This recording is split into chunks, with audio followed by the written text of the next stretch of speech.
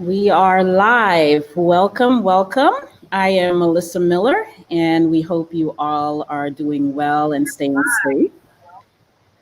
We have been in discussion on the series with John Maxwell, which is turning adversity into an advantage. So we encourage you all, as you're watching, please share this broadcast, as well as join in on the discussion in our chat. We want to thank all of you that have been reaching out to us with feedback about our discussions. We love to hear from you. Our intention with this broadcast is to encourage different points of view and to share in a way that hopefully will strengthen all of us in our individual journeys. So today is the last in a series of turning adversity into an advantage. And we will be coming to you with a wonderful new series. So please stay tuned to our Facebook page for that announcement. Now, I want to introduce Robin Lewis. He is our executive director of the John Maxwell team and owner of Robin Lewis Insurance, and also our moderator for this discussion. Welcome, Robin. And I'd like to say hello to Michelle Hosing with C2 Financial, as well as Dwayne Stewart with MMG at EXP. Hey, everybody.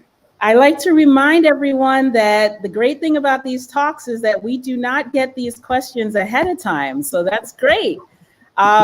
We are getting these questions and answering them right as they're given to us. So that's why we encourage you to also just jump in and make some comments and questions so we can include them. And at this time, I hand it over to you, Robin.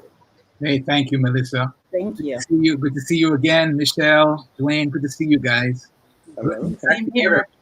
Man, it's hard to believe that the time is coming to a close. This is our last session on the turning adversity into advantage, and I can tell you it's been rich. And for those of you that are joining us, thanks for joining us. Actually, how it came about is that we just realized that we've had some really rich discussion. We thought that there are people that we know that might want to hear some of this and join in on some of this. And so we've been talking pretty much about perspective. The idea is that how we view things determines how we do things. And in this series, we've covered a number of perspectives that we can take on, that we can adapt, that would help us to turn adversity, any adversity. Certainly, we're going through a major crisis now. By the way, in our area, the four of us in Broward County, schools start today. Maybe for some of your kids, school started today. Michelle, your kids, right? Yes, my son. Yeah. Quite the adventure yesterday and today. Just getting him set up for all of his classes and specials, and just trying to rearrange his space too, so that it's productive and feels somewhat like school. So that was interesting. It's a pretty major adjustment, and maybe some of you out there are experiencing that same thing. But there's just so much going on in our society right now. There is still a lot of struggle. There's still people that may be out of jobs. There's still, maybe if you're working, you're not working like you used to, and not business is half of what you normally did. And of course, there's the racial tension, and all the changes that are happening. In addition to that, obviously, the worst part of it all is there's still loss of life. And even in the midst of this, even in the midst of crisis like this, the point is that we can turn this into an advantage. And so I'm just going to share two perspectives today. And then as we share these two perspectives, we're going to kind of get together and have some discussion around them. So you guys ready? Yes. All right. Ready. Thank you. So the first one we're going to talk about today is to always look for the big picture. Always look for the big picture. One of the challenges that we face during crisis, during difficulty, is a narrowing, if you will, of our big picture thinking. We tend to go from a big picture focus to where we then start to focus on ourselves. Whenever I'm focusing on problems and how it's affecting me, that's small picture thinking. I don't see you. I just see me. You know what I mean? And the big picture essentially includes others. With the big picture, we're thinking about others. It's funny, I'm a person of faith. I've been praying recently for some people that are in my, close to me, in my inner circle. People that I work with, people that I just, part of my inner circle. And Michelle, I found myself praying for God to give them the big picture. And I did this enough to realize that I'm the one that needed to see the big picture. I think it's very easy for us to kind of look and see how it's affecting us. And the perspective here is to change that and to start recognizing that with one very small exception, the world consists of billions of others, right? Billions of others. In this world that we are, I am one small exception. Immaturity can be defined as when people only see their problems and only see their issues. It's all about them, or it's all about me, right? Right. Maturity is the process of understanding that, except for that one trifling exception, the world consists of other people. So the idea then is to think bigger picture. We're all in this together. Together we're stronger. There are people that, what the famous quote by Mother Teresa, what you can do, I can't. What I can do, you can't. But together we can do great things. And so if we get that big picture thinking, that will help us to turn adversity into advantage. You've probably heard this, the difference between major surgery and minor surgery. Any of you have heard that cute definition? So the difference between major surgery and minor surgery is major surgery is when it's on me. It doesn't matter what the surgery is, but if it's on me, it's major, Right. And so we have to get away from the major surgery syndrome and recognize that we need to think in the big picture. So that's the first perspective to share. And then the second one we're going to touch on today is that adversity makes people grow stronger. Adversity makes people grow stronger. A part of that big picture is that we still have control over who we are and who we become. We still have control over that, even in the midst of crisis. So the big picture, part of that big picture thinking is that we still have control over how we respond, how we react. Challenging times can become the seedbed for personal growth. It's funny. It sort of brought us together. We've been on a personal growth journey through this crisis together. So us on this call have decided that we're kind of living out this particular one that, adversity makes people grow stronger. But it's a choice that we make. That's the point.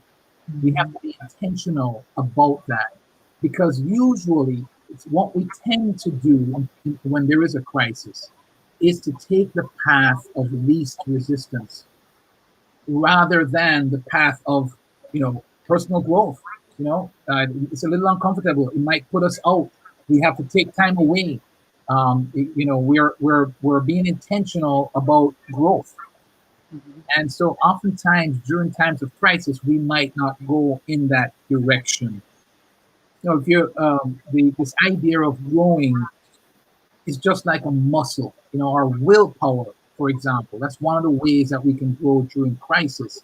Our willpower is like a muscle that is being stretched during times of difficulty. It's being stretched during this time or any adversity that we face. And just like going to the gym, where we're lifting weights or doing whatever we're doing in the gym, we're putting some kind of resistance on our body, some kind of resistance on our muscles. As we put that resistance, guess what it does? It strengthens our muscles. Yeah. That's the same thing as we go through adversity, as we go through this time, that we can strengthen our willpower, we can strengthen our character, we can strengthen our inside, the inside of us.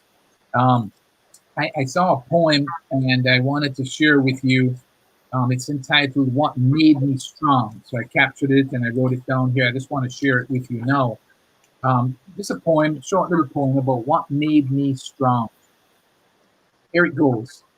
For every hill that I've had to climb, for every stone that bruised my foot, for all the blood and sweat and grime, for blinding storms and heat, my heart sings a grateful song. These are the things that made me strong. I remember us talking about this a little bit in one of our discussions, and every one of us, and probably all of you who might be listening in on this discussion, and by the way, thank you, Melissa, for sharing with each person that's listening in that this is not rehearsed. We're actually live. This is not recorded right now, or you might be listening to the recording, but we're doing it live, and not rehearsed by any means, but we have spoken before, and I know that each of us, when we look back at some of the lessons that we've learned, when we look back at some of the times that we have grown the most, it's typically during times of difficulty. It's during times of struggle. And that's the opportunity that we have, is we have the opportunity to grow stronger. I wrote down a few things. Some of my best lessons have come through bad times. I learned people skills when having to deal with difficult people. I learned people skills when people didn't want to be around Robin. I'll tell you more about that.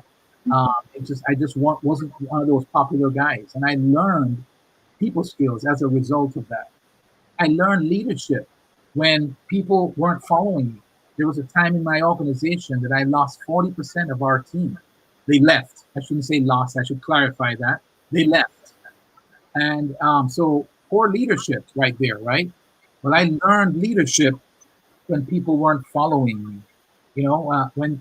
When things weren't going all that well in my marriage, I learned to listen better.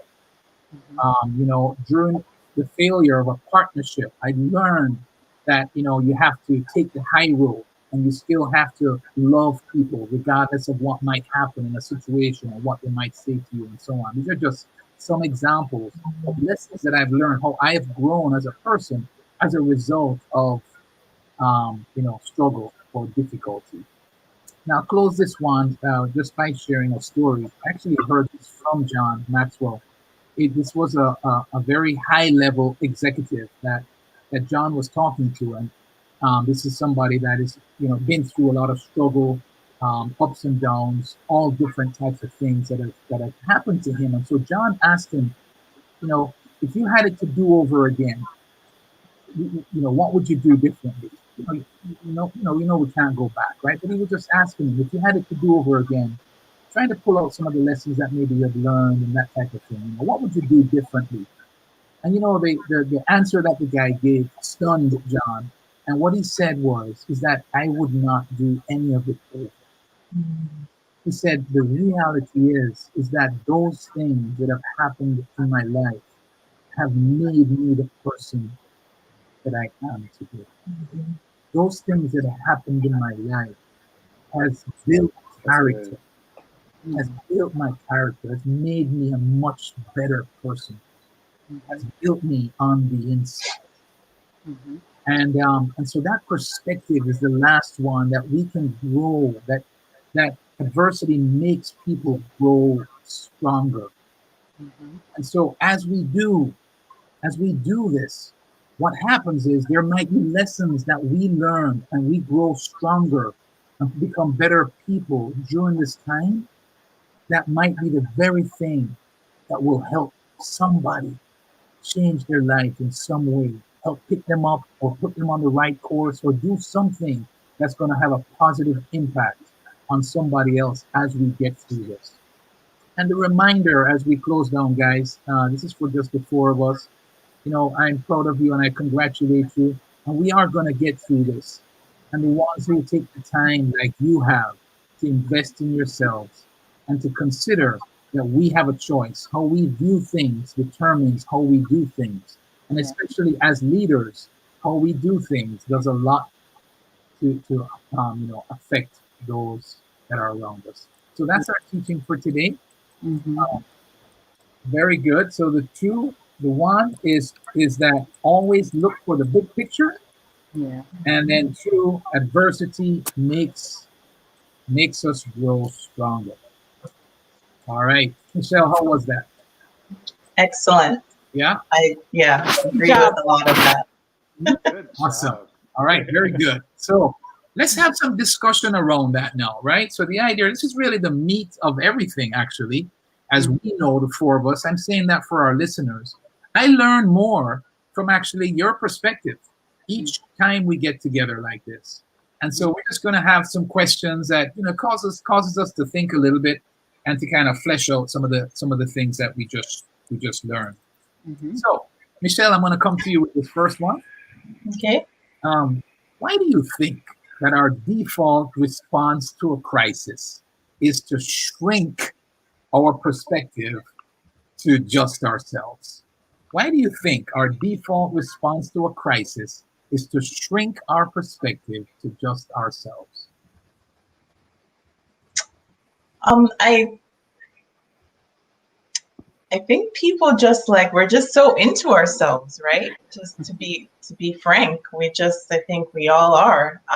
So when something goes wrong, you tend to automatically, go through scenarios, and the scenarios happen to impact you. But like you said, it really takes having some discipline around the way we think, and not to allow those kind of default ways of thinking to take over, because it can kind of be like a vicious cycle, or like a hole that you just kind of get yourself into, and it's hard to get out. So I think it's just human nature to some extent, and I think we have the great capacity as human beings to choose to do something different. And I think I love what you were saying towards the end, in terms of people left so you learn to lead. I have one kind of like that, where I let people down, so I learned grace, just because sometimes things happen, right? So I think just keeping that in mind, and knowing that you have a choice to learn and do better from this crisis or this event or whatever is happening that's not necessarily going your way. I think that's just a conscious decision we have to make, now that we know better, that we can make a decision. Yeah, I got it. So I will get to some of that in a little bit here, Michelle. But just kind of thinking from the vantage point of why that happens, right? Why do you think it's the default for that to happen? And what I hear you saying there is human nature. First of all, we're kind of protecting ourselves. We're thinking about we're impacted. That's what I hear you saying. And so that we think about ourselves through that. Right. That's a great answer. Dwayne, anything to add to that? Why do you think our default response to a crisis is to shrink our perspective to just ourselves? I think you led into it with talking about maturity. If I can speak personally, I can see points in my experience where I just wasn't really as present in this process of growth and understanding, who I was as a person. And I think that as I started really like seeing, like tapping into who I was, I started seeing myself kind of small in comparison to some of the things that I was facing, and realizing, okay, that this is such a huge thing, and not really taking up the space and allowing myself to be, to mature through these experiences. So I think for me, it was a matter of maturity. Mm-hmm. So sort of similar to what Michelle was saying there. It's you're just defining it, right? We're thinking about it. So we're just normally, that's so true. Also, right? That's like major surgery and minor surgery. Melissa, anything to add to that? So something just came across my mind, because with the way the question is phrased, I'm wondering if you're saying it's a negative thing for it to be the default, because when we, like, I just pictured a sinking ship. Yeah. The ship is sinking. We need to save ourselves first. That's a good point. We got to save ourselves first so that we can save others. So in that way, maybe that is why it's human nature for us to kind of preserve ourselves first. Yeah, self-preservation. Agree.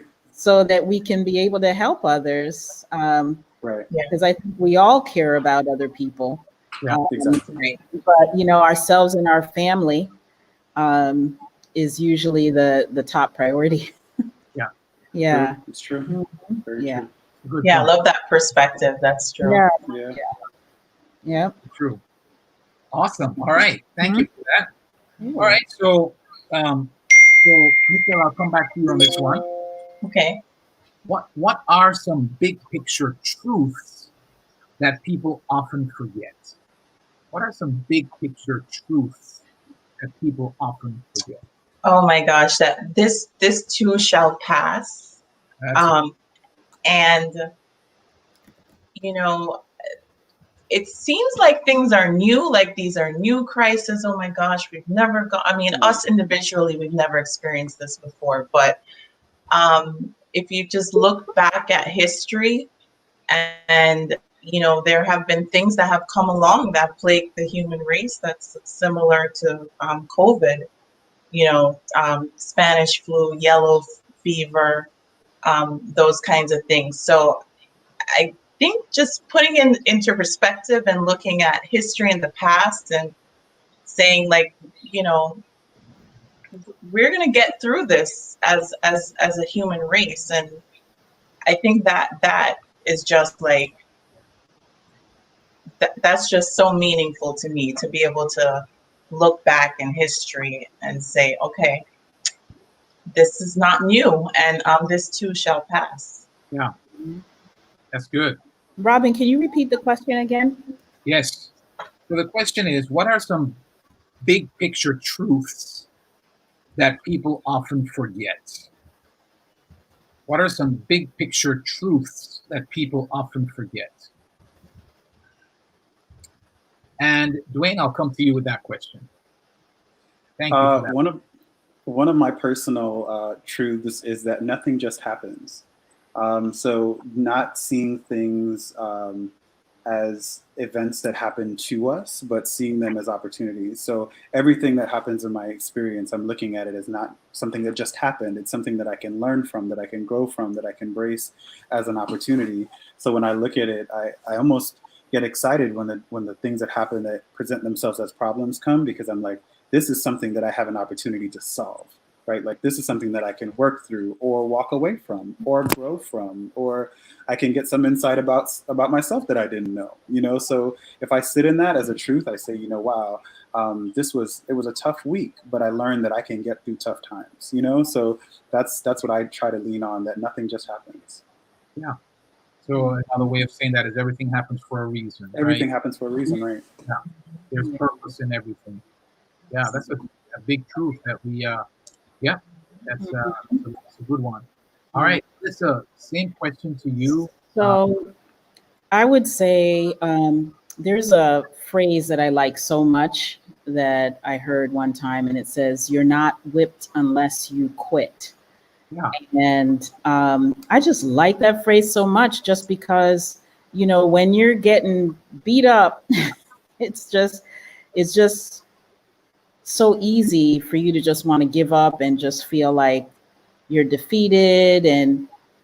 But I mean, that could go on even for a while, but it's not over unless you just give up. Yeah, you know, right. that's when it's over, when you give up. Yeah. But at least if you hold on, um, and persevere, then you know it's at some point you're going to get through it, and you're going to gain some tools, strengthen your life, and, you know, pick up some life experiences that will make it just that much more richer once you get through it.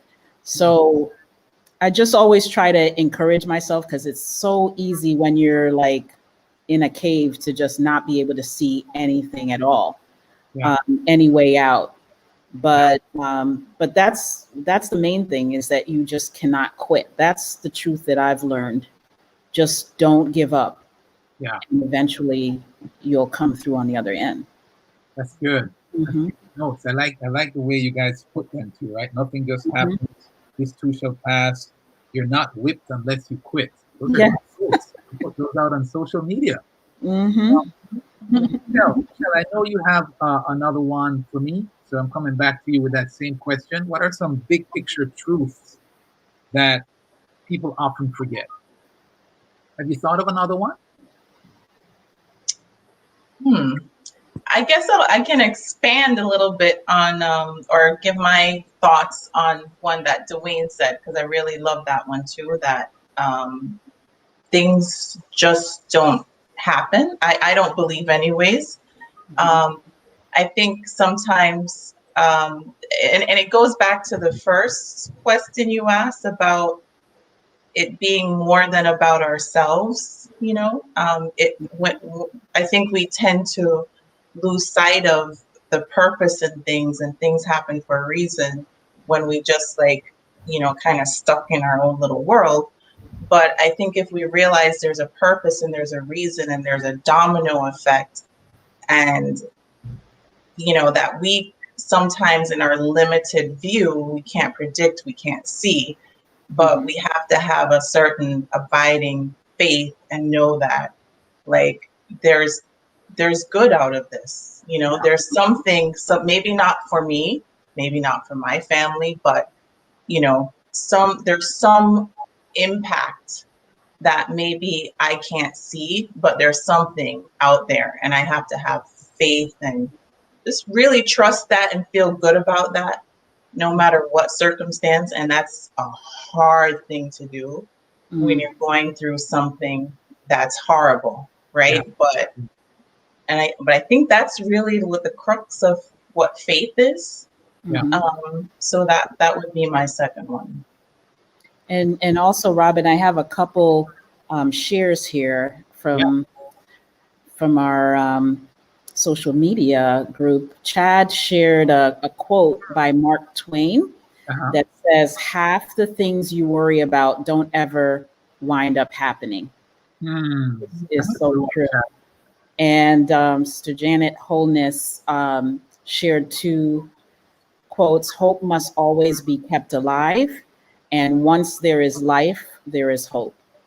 So that's a big picture truth that I've always kept in my mind. Once there is life, there is hope, which is along the lines of what I was saying. As long as you're living, there's still hope. Yeah. That's good stuff. So all right. Thank you guys. That's good stuff. All right. So we'll move on to the next one. Dwayne, I'll come to you on this one first, sir. Okay. So this one is a little personal now. How do you typically respond when you lose sight of the big picture? How do you typically respond when you lose sight of the big picture? All right. I think I lost you there. So how do I typically respond when I lose sight of the big picture? Yes, you got it. How do you typically good. when you lose sight of the big picture? So since you said it was personal, I think we'll go back to what I said earlier. I have a tendency to be immature in my response. I get short. I become very solution oriented, which sounds like a good thing, but it's not, because I tend to operate in snap judgments and well, let me see how I can fix this, and I'm just trying to deal with it in the moment, not realizing that it's not just a moment. So I think, you know, I'm a person who's quick to do things, and I find myself having to sometimes just say, Dwayne, wait a second, you know, like, because I just want to get it fixed, or I just want to, you know. I remember I had a situation with my younger son the other day, and it had never happened to him. He fell and he scratched his foot, and he said, "I'm going to bleed and die."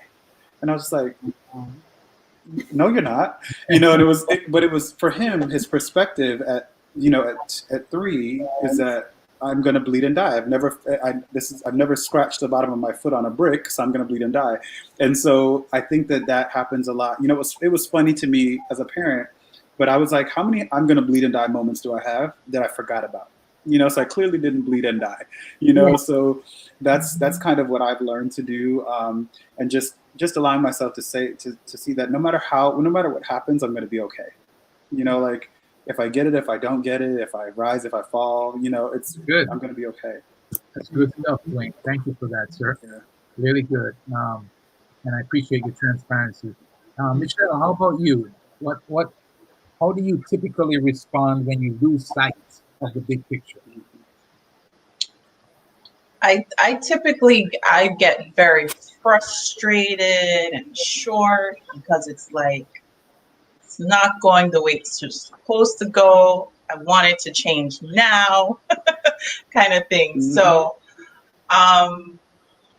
I think I get wrapped up in that kind of mindset before I realize, like, oh, come on, like, you know, you're reacting here instead of, like I was saying, really like thinking about it in terms of faith, and not like how can I change this now? And I don't want to accept, you know, what's happening now because it's happening to me, and, you know, that kind of thing. So, yeah, I think it's frustration and just kind of, you know, normally I'm a type of person that's very,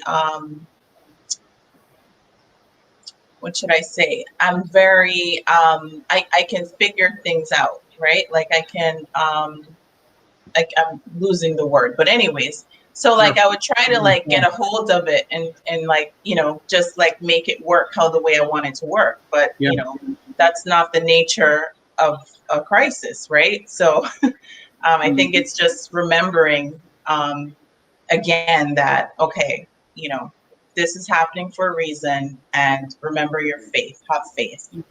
Yeah. Right. Very good. Thank you. Mm-hmm.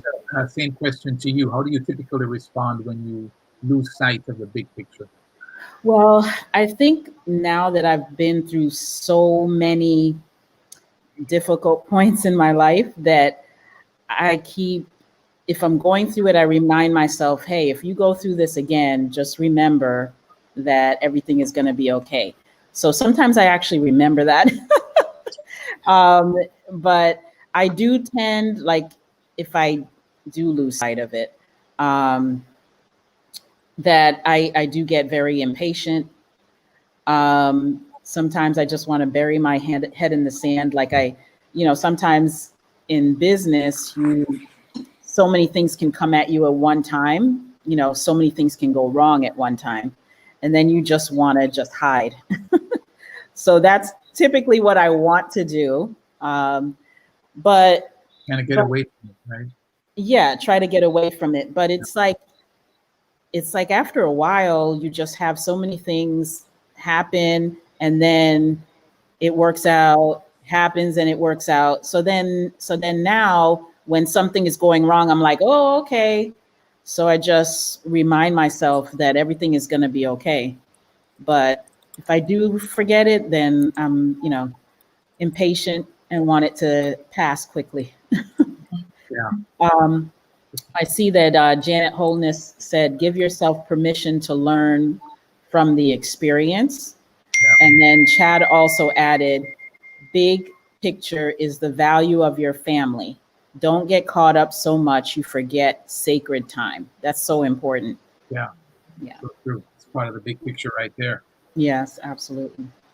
All right. So in this lesson, and it's from John Maxwell. You know, he teaches that, you know, the antidote for this selfish thinking is personal growth. So here's my question to you. How does personal growth push us towards a big picture mindset? How does personal growth push us towards having a big picture mindset? Michelle? I would say, I know first of all, personal growth, it takes you outside of your comfort zone, right? Because growth means that you have a goal to be somewhere where you're not right now. So it takes some vision to kind of have that goal for growth. So it takes a level of just stepping out and not doing something that is comfortable, or like how we talked about how it's like kind of automatic to behave in certain ways.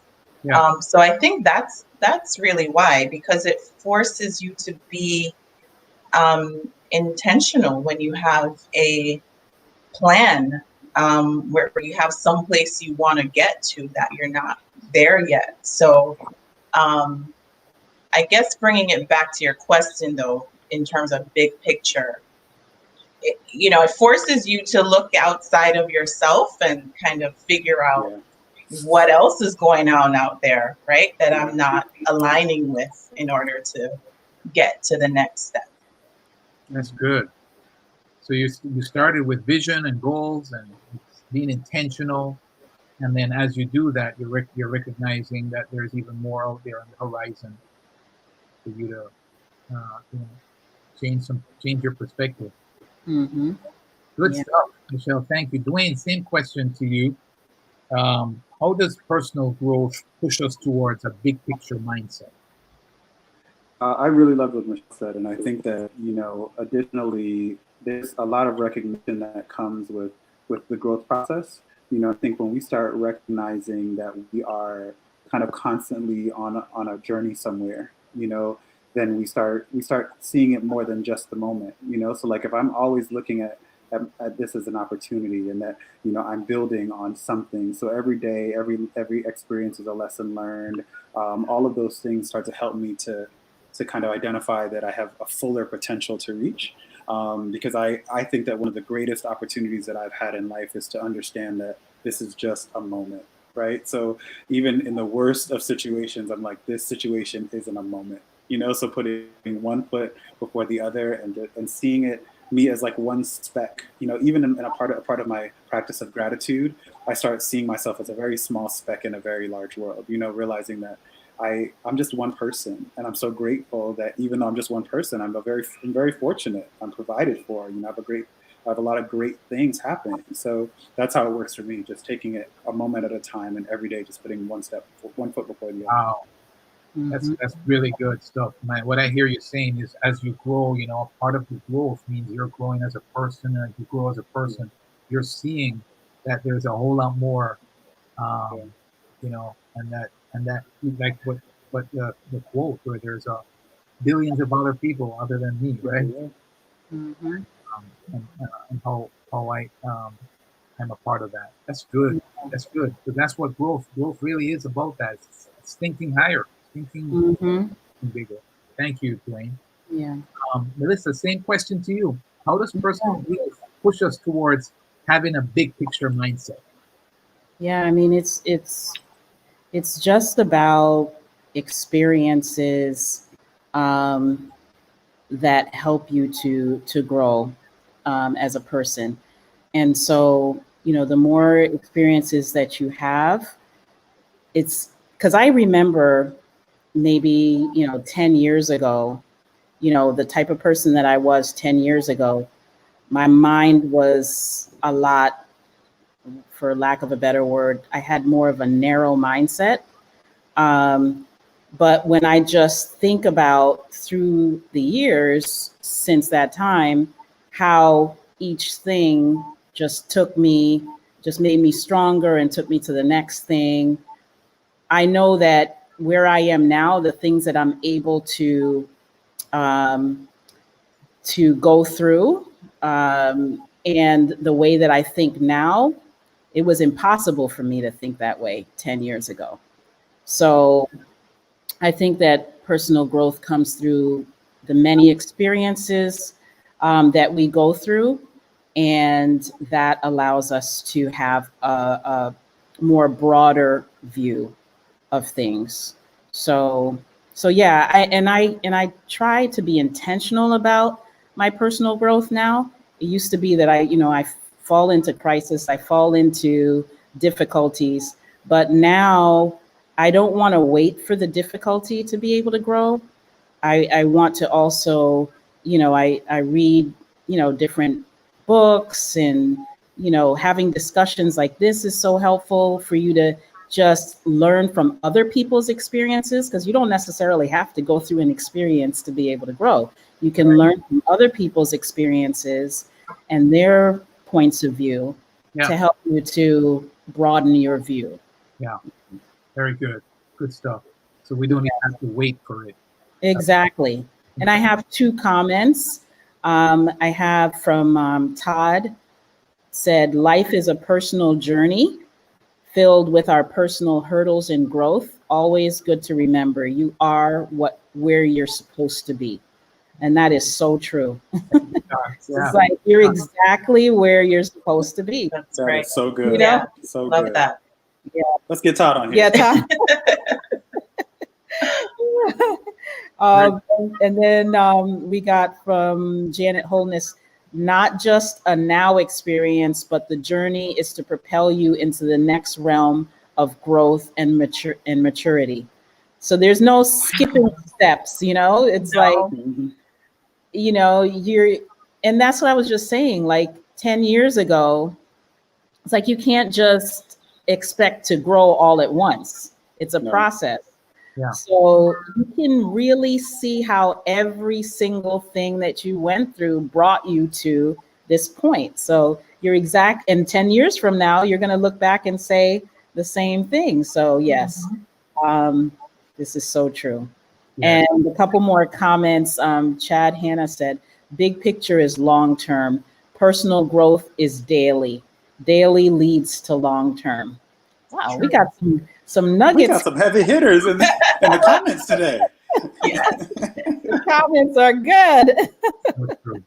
And then she also said, yes, be intentional about our growth and development. Yes, she was just supporting that comment. Yes. And it certainly is an ongoing process. Mm-hmm. Yeah. Never arrive. I like what Janet, was it? Janet Holness? Janet Holness, yes. Mm-hmm. That it's a journey, it never ends, really.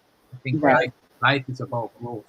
Mm-hmm. All right, Michelle, coming back to you. Why is it easier, you think, to take the path of least resistance than the path of personal growth?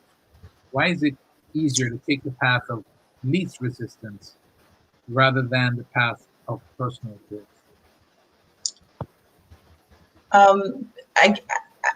I have something stuck in my head. It's related, so I'm gonna tie them together, because I love what Melissa said about she used to fall into crisis rather than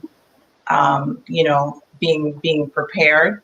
And I think it has a lot that kind of answers this question, because we have a choice, it's not that life is perfect or anything like that. It's never going to be perfect. But I think if we are doing things where we're forced to create our own little mini positive, maybe not a crisis, but positive things that cause us to stretch ourselves beyond our normal habits or limits. I think that creates a certain kind of muscle, and it creates a certain kind of positive reaction, so that when a crisis comes that you don't expect, you're just better equipped, because on a daily, you're already doing things that are not just because they just happened. It's because you chose to do them. You chose to do the hard thing.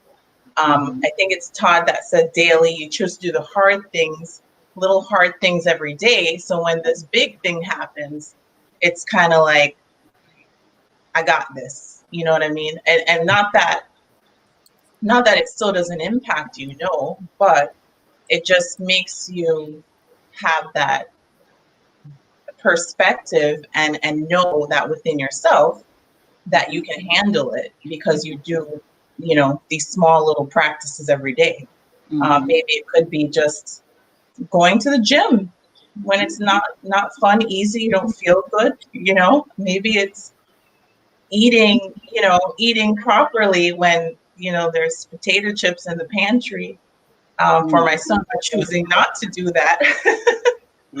You know, maybe it's whatever. You know, making. I'm like, stop talking, Michelle. Stop talking. So, anyways, you get the point. Oh my gosh. So but the first part I heard you saying that you're, because of your focus and intention on personal growth, that you're better prepared for whatever difficulty or crisis that might come your way.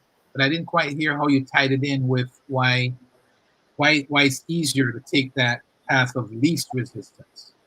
Are you saying it's because we're not growing, we're not intentional? I think if you're not exercising yourself on a daily in things that you want to do, like things that are difficult, but you're going to do it anyways to get to where you need to be. If you're not, if you don't have that mindset anyways, then yeah, like Melissa said, it's easy to fall into whatever, because there's always going to be mini crises, and there's always going to be things in our lives, right? So I think it's just a matter of having that mindset, like, well, I got this kind of thing, you know. Not I get it. So you're saying because we're not intentional about it, so when we're faced with it, you know, we're just going to take the path of least resistance because we don't have any other habit to fall back on, right? That's what you were saying. That makes a lot of sense. Like Melissa was talking earlier about focusing on personal growth now, even before the crisis comes. So that's correct. Yes. That makes a lot of sense. That's interesting. Yeah. Very interesting. Dwayne, same thought to you, sir. Why is it easier to take the path of least resistance rather than the path of personal growth? You kind of heard what Michelle had to say. Anything to add to that? The only word that I kept hearing was discipline. I think that for me personally, it's just that growth requires discipline. And you know, for me, it's sometimes like all the examples that Michelle was giving are all personal things for me. Like I've been like, I need to work out. I've eaten myself into a tizzy over this quarantine. And every time I think about going to the gym, I'm like, but I gotta walk to the car, get in the car, drive to the gym, then work out. Nah, I'm good. You know, like, so for me, it's just like it's easier to just stay home and do nothing. But growth comes at a cost. And I think that when we really commit to it, I think just like the path of least resistance, when we commit to it, then it becomes cyclical. And I find also in my personal life that if you surround yourself with people who are passionate about growing, then the path of least resistance is even less attractive. You know, because they're like, oh my goodness, you didn't work out today? Oh, you know, it's just like I haven't worked out in months. You know, but so yeah, for me, it's just discipline. So a couple of good points there, man. One is you just talked about it. The people you surround yourself with can challenge you, and usually when you're surrounding yourself with personal growth, you're saying, right? People who are intentional about personal growth, they'll challenge you. And then the other word there, that discipline, right? That's nobody likes that word, right? It's hard. It's hard stuff. Thank you for sharing, Dwayne. Melissa, some good stuff we've heard already. Oh, yes, all good stuff. Add to that. Michelle and Dwayne went down my road. It's just so easy. First of all, for those that know me, I love food, and and I am always on some diet, and it's just so much easier to just eat what I want to eat and not exercise, not do the things that I know is going to help me to grow. It's just always easier to just do nothing, right? To make that effort to actually do something is not as easy. So it takes some kind of, if it takes effort, not everybody wants to do that. So, that's why not everybody wants to be successful. Not everybody wants to, be their best person, or live their best life, because they just don't want to deal with having to put out that extra effort. So, it's just, why is it easier? It just is. It's just easier to do nothing than to make an effort, and things that are new, that are not things that we are used to doing on a daily basis. We get caught up in how, I don't know, our daily routines. So we don't necessarily want to take another path and do something different, even though we know it might be better for us. So I think that's, I don't know, maybe that's back to human nature, that it's just easier to just sit back and just let time just pass you, rather than to get up and do something and so that you can grow. Yeah. Wow. Talk about that quite a bit, because we're talking about human nature. Do you think, I would ask you, do you think that people really just don't want it, or is it that they just, we're saying two things: people don't want it, and we want the easy way. We want it, but we just want it to fall in our lap.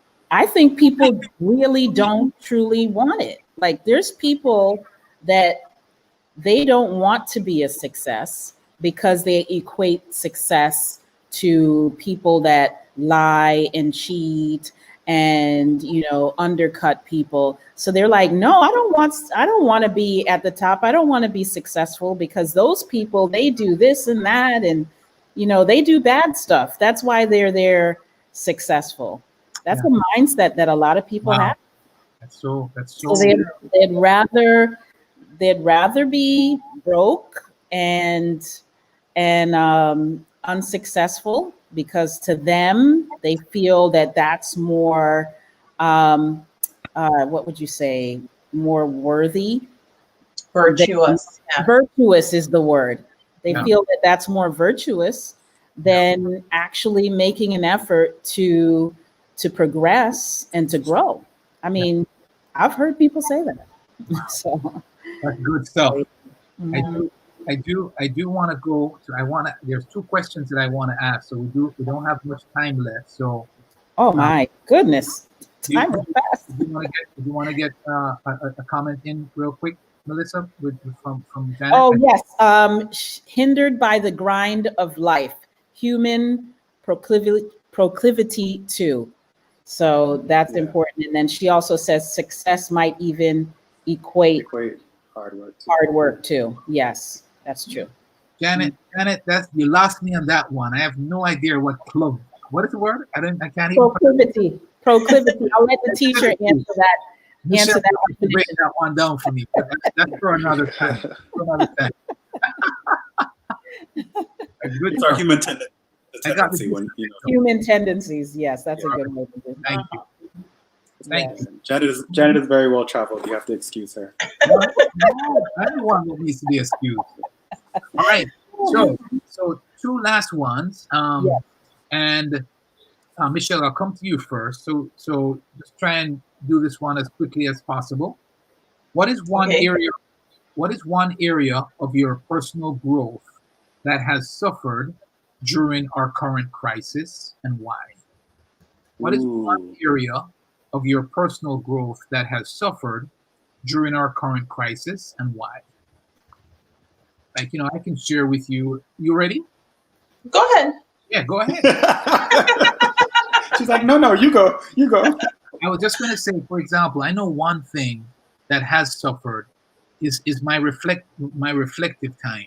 I'm not reflecting as effectively as I usually do, and I realize I need to put more margin back in my life. Believe it or not, in this crisis, working remotely, I seem to stay more busy, and then I don't get a chance to really take the time to reflect like I normally do. And when I reflect, I'm pulling out things that happen in my day that I can learn from, right? So I know that's one thing that I can do better at. So it's that part of my personal growth has suffered. So that's just an example. Have you thought of anything, Michelle? What is one area, just one area of personal growth that has suffered during? Yeah, I would say it's more a feeling. Maybe not even a feeling, but I had this momentum of growth and like go and get it, and like I had that going, and then with this, it's like, okay, keep going, but be very cautious. Look around, so it's like that kind of thing. And I suppose it's part of, it's part of what happens when you're going through something like this, but it is kind of like, it is a little saddening because it's, you're just kind of ready, but you want to be responsible too, and not just, so. Yeah. I get it. So maybe you hold back a little bit from. Oh, yes. Yeah. Thank you. I get it. Thank you for sharing that. Dwayne, same question to you, sir. What is one area of your personal growth that has suffered during our current crisis? Transparently speaking, mine is getting along with myself. Because I've been in a space where I've had so much going on. I think that I haven't been taking as much time for self-care because it's like the lines have been so blurred. Like it's, and Melissa's on us often about making sure we know when we start and we stop. But I privately have been not doing so well at it. So I think, having those times where I can just turn things off and sit down. And I think it happened this week where I didn't realize it was 2:00 in the morning. And I was just like, how did I miss that?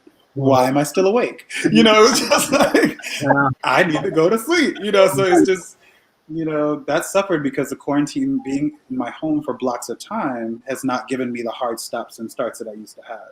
Yeah. So I'm just like, man. So that's mine. That's good. Thank you for that. I think we can all relate to that one. Yes. Same question. That was actually what I was going to have a conversation about myself, because everybody's always telling me that I need to work on having a life, having personal time. And I was doing really well at that before. And then now with everything that's going on, now it's like I'm just constantly going, and I'm mostly, I work a lot at home. I'm in Zoom meetings and stuff like that. So, and then they get carried over. So that time I was getting good at time blocking and managing time. And now it's like, it's not, it seems like it's not possible, but I'm working on it. So yeah, but I mean, there's so many ways that I have grown during this time. So that's just one little thing that I'm still working on. So Melissa, very quickly, say that. That's my next question. So just boom, say it, because we're almost done. What is one area of your personal growth that has thrived during our current crisis, and why? Personal growth that has thrived. Okay. What is one area of personal growth that has thrived during this crisis? So it's kind of forced me to be more. It's a little ironic to be a little bit more social And one of the ways that I've been able to do that is through outlets like this, to be able to share and to grow that way. Yeah. So I would say that was huge for me.